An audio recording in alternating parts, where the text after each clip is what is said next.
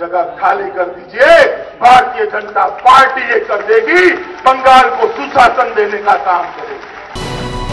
3 বছর আগে রাজ্যে পরিবর্তনের ডাক দিয়েছিলেন মমতা বন্দ্যোপাধ্যায়। 3 বছর পর বাংলার বুকে ফের একবার পরিবর্তনের ডাক দিলেন বিজেপি সভাপতি অমিত শাহ। পরিষ্কার করে দিলেন তার মিশন 2016। तो आपके पास मौका है, आने वाले दिनों में जो चुनाव आ रहे हैं उसका शुरुआत करिए चौरंगी से।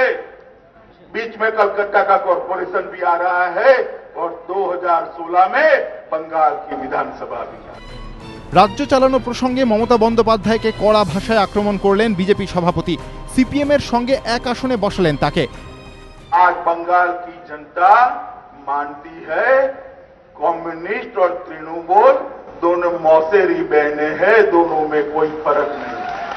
एक गई और दूसरी आ गई, बंगाल की जनता तो वही की वही रह गई। दीदी ने राजनीति करने के अलावे कुछ नहीं किया।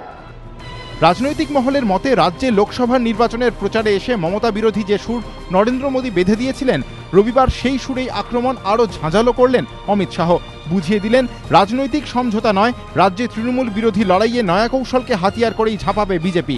লক্ষ্য শুধুমাত্র কয়েকটি আসন জেতা নয়, রাজ্যে ক্ষমতা দখল। আর সেই শুরুটা বিধানসভা উপনির্বাচনের মধ্যে দিয়ে করারই স্বপ্ন দেখছেন মোদীর man of the match. Dipak Ghosh ও অর্ণব মুখোপাধ্যায়, এবিপি আনন্দ।